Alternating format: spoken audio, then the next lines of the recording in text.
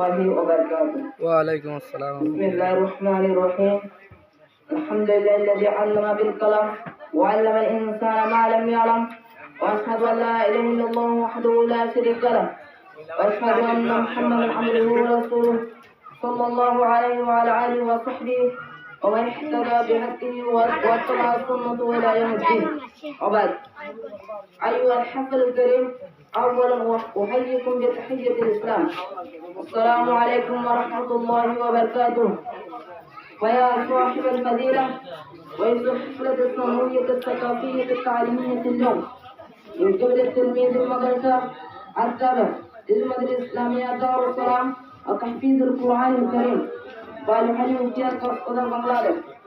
يا معشر الشباب وأيها الحاضرون الكرام والطلاب الرشداء والأساتذة الموجهون، أولا أرحب بكم ترحيبا حارا وأشكركم من صميم القلب لحضوركم في هذه الحفلة الثانوية الميمونة.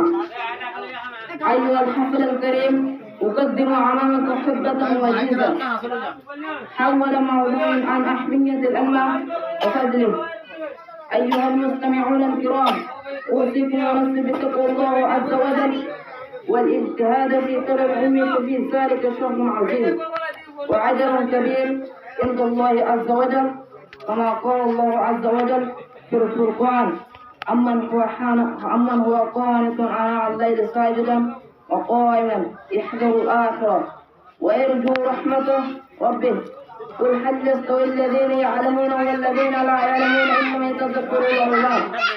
وقال الله عز وجل في آية أخرى: يا أيها الذين آمنوا إذا قيل لكم تبصروا في المجالس فافصحوا يغفر الله لكم، وإذا قيل انصتوا فانصتوا يرفع الله الذين آمنوا منكم والذين أوتوا العلم درجات والله بما تعملون خبير.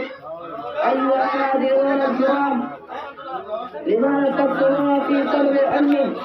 لأن قد حث النبي صلى الله عليه وسلم أمته على طلب العلم وبين فضله وحميته، كما قال النبي صلى الله عليه وسلم في حديث الشريف: من سلك طريقا يطلب فيه علما سلك الله به طريقا من طرق الجنة.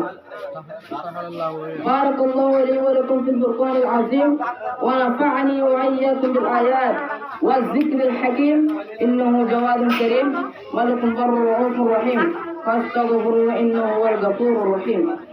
السلام عليكم ورحمة الله وبركاته.